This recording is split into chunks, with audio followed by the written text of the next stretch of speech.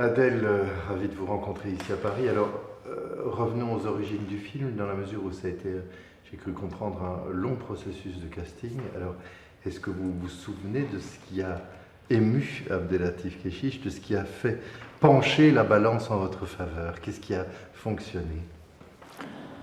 Je sais pas, c'est vrai qu'il y a eu beaucoup d'impro et après beaucoup de rencontres avec Abdel parce qu'il a vraiment besoin de connaître les gens avec qui il désire travailler et pour lesquels il éprouve de l'envie. Et j'ai vu qu'il disait que c'est parce qu'un jour il m'a vu manger une tarte au citron et que ça l'a décidé. J'espère que c'est faux. Mais je pense que c'est peut-être parce qu'il a vu que j'étais un peu instinctive encore. Est-ce que vous avez vu immédiatement l'ampleur de cette histoire? Non. Enfin, pour moi, chaque film a une ampleur. J'avais pas mesuré que ça allait être si intense et que tout ça allait s'en suivre, une palme d'or et tout ça, et que je serais là aujourd'hui. Mais en tout cas, bosser avec Abdel, déjà, pour moi, c'était quelque chose de dingue.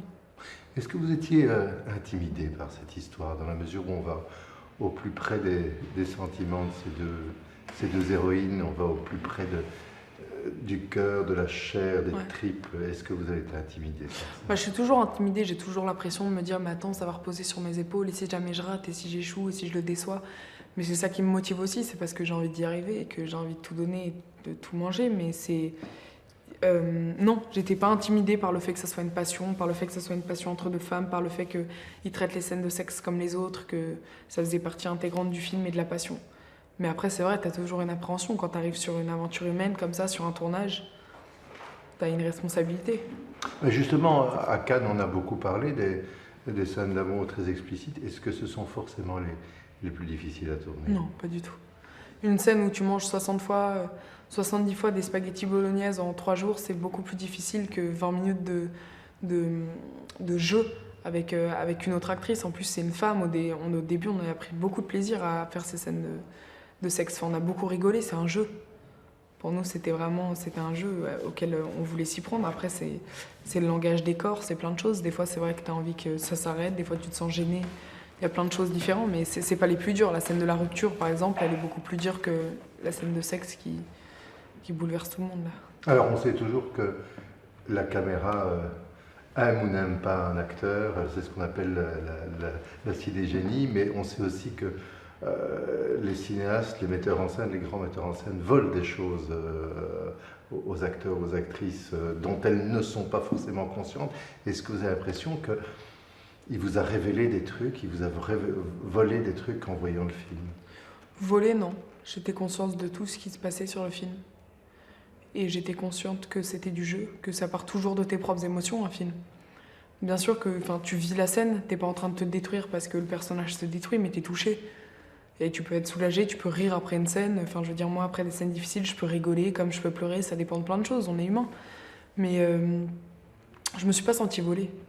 C'est parce que j'ai raconté une fois qu'il m'avait filmé en dormant, et c'est vrai que ça a fait quelque chose où tout le monde s'est dit « Oh, mais c'était entre des prises, je dormais, je me suis réveillée, j'ai vu la caméra de Sofiane, le chef opérateur, et si j'avais envie de lui dire « Non, arrête », je pense qu'il l'aurait compris et qu'il l'aurait respecté. C'est juste que moi aussi, j'ai accepté certaines choses. J'entendais qu'on disait, je pense même que c'est Abdel qui le disait lui-même, c'est d'abord une histoire d'amour avant d'être une histoire d'amour entre deux femmes. Est-ce que c'était important, malgré tout, que ce soit une histoire d'amour homosexuel? Non. Pour moi, c'est quelque chose...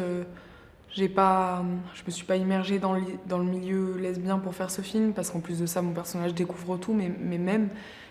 Non, justement, on voulait la traiter comme une histoire d'amour. Pour nous, c'est une histoire d'amour, c'est la naissance des sentiments. Et le film, il est beaucoup plus riche que de réduire à une histoire d'homosexuel. Et c'est ça qui me fait plaisir dans les retours qu'on peut avoir du film, c'est que tout le monde peut s'identifier. Tout le monde peut s'identifier, se reconnaître, me dire « Ah, mais attends, ça me rappelle avec mon mec, ça me rappelle une situation quand on était là ou quand t'es dans le lit et que tu lui dis ça. » Et c'est ça qui fait du bien, c'est que... On voulait juste que ça soit une histoire, une passion, une histoire d'amour entre deux personnes. Comment quelqu'un peut changer ta vie? Comment quelqu'un peut te bouleverser? Je pose la question parce que les parents ont au départ leur importance et que justement, à partir du moment où il y a... les parents d'Adèle sont beaucoup moins, entre guillemets, libérés. Enfin, finalement, il y a de l'hypocrisie partout. Bien sûr. Mais justement, c'est cette manière de franchir des interdits qui était peut-être importante aussi. C'était les ruptures sociales que ça implique dans cette histoire-là qui est importante. Les ruptures avec ses amis, avec sa famille, on les a tournées, mais ça a été un peu évincé, la famille, parce qu'il a voulu justement alléger et pas aller vers ce truc-là de choses où c'est compliqué de se révéler à soi-même et d'aller dans quelque chose et ça coûte des sacrifices. Il s'est mis au plus vif de la passion plutôt que de s'étendre là-dessus, même si on a tourné beaucoup de choses là-dessus. Mais c'est vrai que, bien sûr, ça applique des choses. Mais bon, quand t'es pas du même milieu social, même quand t'es hétéro, ça peut poser des problèmes. Justement, dans la mesure où il tourne énormément de choses et qu'il y a beaucoup de scènes qui n'ont pas été reprises, est-ce que vous rêvez d'un autre montage aussi pour voir tout ce que vous avez tourné qui pourrait donner une toute autre histoire? Bah, c'est vrai qu'il y a des scènes que j'ai envie de voir, que tu es déçu de ne pas voir à l'écran, même si on a quand même bien réalisé qu'il a fait ce qui était plus juste pour le film, Abdel. Pour nous, pour le film, pour le résultat, pour notre accomplissement. Mais c'est vrai que tu as toujours une scène où tu te dis putain, mais j'avais tout donné, elle y est pas, personne va la voir. Et ouais, j'aimerais bien revoir tout ce qu'il n'y a pas dans le film.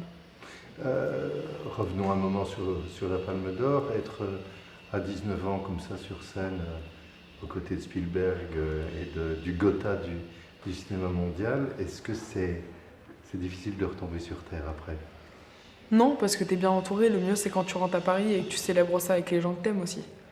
Les gens que t'aimes, qui t'ont soutenu, qui t'ont dit ah je suis derrière ma télé. Et les amis et la famille, et ça c'est bien. Et non, il faut retomber sur Terre, bah, sinon tu peux pas être tout le temps dans les nuages là-bas, puis il faut continuer à construire. Moi j'ai 19 ans, c'est énorme ce qui vient de se passer, j'avais l'impression que c'était irréel, j'arrive toujours pas à réaliser qu'on a eu la Palme d'Or, pour moi c'est un truc de dingue, et maintenant j'ai envie de faire les bons choix, j'ai envie de prendre du plaisir dans ce que je fais, de travailler, j'ai envie de faire plein de choses, j'ai plein de choses à apprendre encore. J'avais demandé un jour à Sandrine Bonner, qui avait été révélée par Maurice Pialat, si elle a eu le sentiment d'avoir été en quelque sorte, ça a servi de baptême, quoi, qu'elle avait été baptisée, qu'elle avait un parrain de cinéma. Ouais. Est-ce que pour vous, c'est en quelque sorte un baptême? Ah, pour moi, c'est le baptême du feu de travailler avec Abdel. Bien sûr. Et vous avez l'impression que d'autres films apparaîtront, d'autres expériences peuvent apparaître fades après une expérience comme celle-là? Bah, il va me manquer, mais j'espère qu'il y a encore plein d'autres choses qui vont me surprendre, des rôles, des rencontres, des sujets. Et que ça va me surprendre et que ça va m'animer quoi qu'il arrive. Que je vais encore lire quelque chose dans lequel je vais me dire putain, je veux faire partie de cette aventure, je veux jouer ça, je veux incarner ça, je veux rendre justice à ce personnage, je veux faire ça. Et du coup, mais ouais, c'est mon parrain. Enfin, c'est. Ouais, il a quelque chose de spirituel, Abdel. Il prend de l'ombre, il t'amène à la lumière, il croit en toi. Et c'est vrai qu'il est persévérant, qu'il est dur, mais tu donnes et tu reçois aussi. Justement, Adèle, est-ce que toutes les polémiques qui ont entouré la présentation du film, est-ce que ça vous fait mal, ça vous fatigue, vous dites c'est inévitable? Ça me fatigue plus que ça me fait mal maintenant, parce que moi je sais ce que j'ai dit. Et voilà, et je sais ce que j'ai dit, il y a des choses que je regrette pas, il y a des choses que je regrette pas non plus, mais c'est l'interprétation que les gens en ont fait, quoi. Ça a été démesuré. Après, moi, quand j'ai quelque chose à dire à quelqu'un, je vais le voir et je lui dis. Merci pour cette philosophie. Merci. Bonne sortie. Merci beaucoup. Merci beaucoup.